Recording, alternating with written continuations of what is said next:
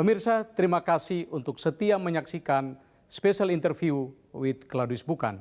Berbeda dari edisi-edisi sebelumnya, kali ini saya hadirkan rekaman wawancara dengan 6 tokoh penting. Siapakah mereka? Mereka adalah tokoh-tokoh yang sudah masuk kantong Jokowi untuk menjadi calon wakil presidennya.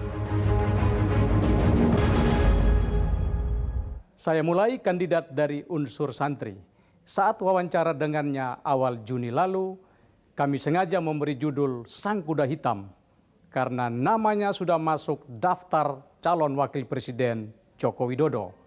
Namanya makin meroket usai Ibu Megawati Soekarno Putri bertemu dengan Presiden Joko Widodo di Istana Batu Tulis belum lama ini. Konon Ibu Mega menyodorkan namanya sebagai calon wakil presiden Joko Widodo. Inilah Mahfud MD dalam episode Sang Kuda Hitam.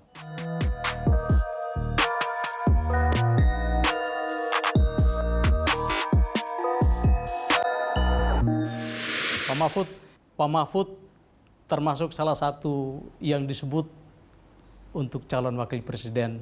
Gimana, Pak? Senang tentu saja karena disebut. Tetapi senang itu tidak sama dengan ingin, beda ya. Seperti Anda dikatakan diberi informasi apa yang menyenangkan, senang mungkin, tapi sebenarnya tidak ingin gitu. Tapi tidak ingin itu tidak sama dengan tidak mau lah itu. Ya. Jadi orang, wah ini bahasanya diplomatis gitu. Ya memang begitu. Gimana coba kalau saya mau ingin enggak mungkin karena saya tidak punya partai. Tapi kalau saya tidak mau juga agaknya tidak mungkin. Iya toh. Kita kan punya hak dan punya peluang yang sama gitu. Oleh sebab itu saya mengalir aja lah. Kayak apa ini jalannya sejarah politik Indonesia dalam waktu sebulan kan akan ditentukan. Ya kita ikut aja ngalir lah. Ini nanti calon wakil presidennya Pak Prabowo atau Pak Jokowi nih? Ya kan belum ada yang konkret ya tawarannya. Prabowo pun belum juga tentu jadi calon juga sampai hari ini gitu. Ya kita lihat aja lah nanti perkembangannya. Pak Mahfud kalau diminta Pak Prabowo untuk jadi calon wakil presiden Pak Prabowo bagaimana? Aduh, belum diminta ya. Ya nanti saya jawab ke Pak Prabowo aja lah. Karena dulu kan tim sukses ya, tim... Enggak udah putus kalau urusan kerja yang dulu. Jadi begini ya, begitu dia kalah, saya nyatakan saya sudah selesai tugas saya gagal mengantarkan Bapak menjadi presiden, berarti tugas saya selesai. Itu saya enggak pernah ada hubungan lagi. Ketemu juga saya hanya minta sekali ketemu sesudah Presiden Jokowi dilantik hanya untuk klarifikasi Pak Prabowo, tugas saya selesai, saya ketua tim sukses. Biasanya kalau ketua tim sukses itu dikira pegang uang, saya tidak pegang uang sepeser pun dari tim ini, semua sudah diurus oleh dewa-dewa uang itu. Dewa-dewa itu seperti Setia Novanto, Abu Rizal Bakri, waktu itu kan yang ngurus uang itu. Kemudian Pak Prabowo sendiri, lalu One dan saya tidak ikut ngurus. Oleh sebab itu kalau ada isu bahwa saya pernah nerima uang, tolong panggil saya, pertemukan saya dengan orang yang menyatakan pernah menyerahkan uang ke saya itu, saya bilang.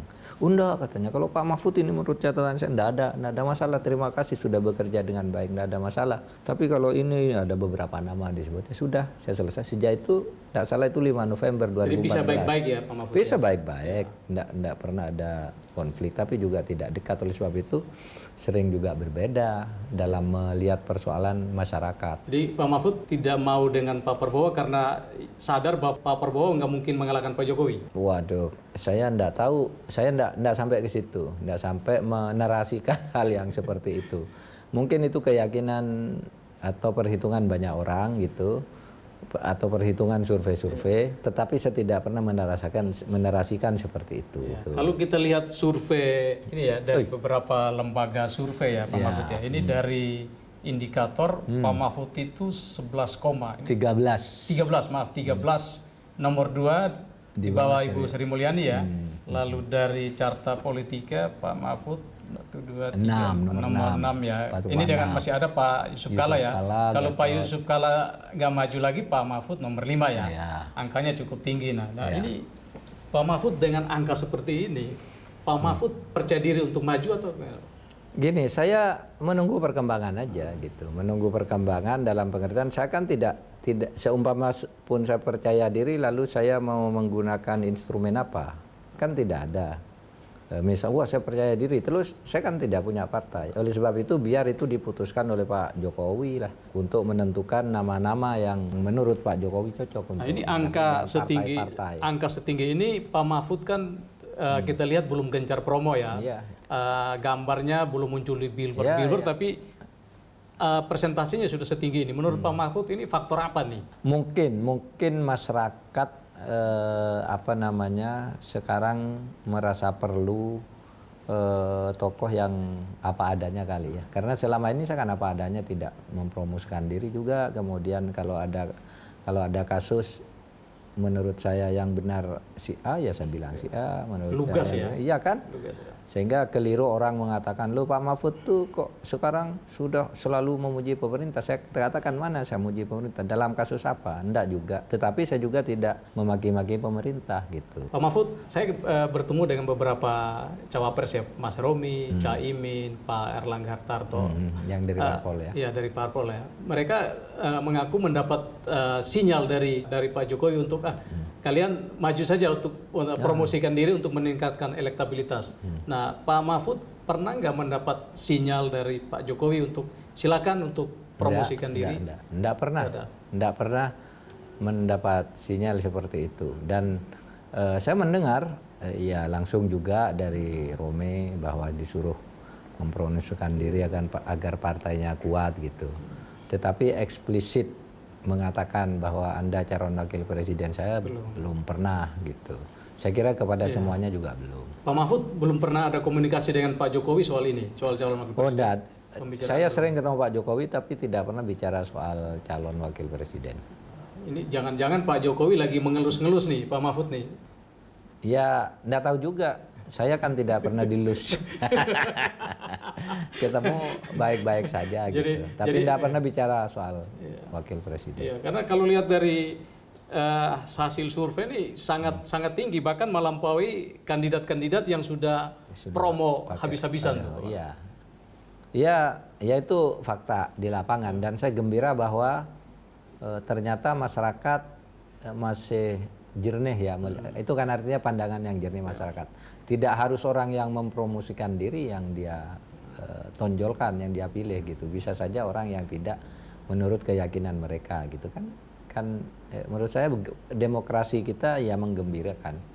Dengan tetap saya pada posisi saya tidak ingin, tetapi bukan tidak mau. Anda boleh ketawa, Pak Mahfud ini apaan sih? Dia ketawain aja enggak. Tapi memang begitu. Karena kalau ditanya gitu, ya kalau saya mau lewat mana? Saya enggak punya partai. Mau ngajurkan diri kan enggak boleh. Menonjolkan diri, Pak saya aja gitu. Iya diketawain kan. Tapi kalau misalnya panggilan sejarah Pak Mahfud ikut gitu, masa bilang tidak juga? Diskusikan dulu ayo. Kemungkinan tuh kita buka untuk berdiskusi. Saya mau disuruh apa kan gitu.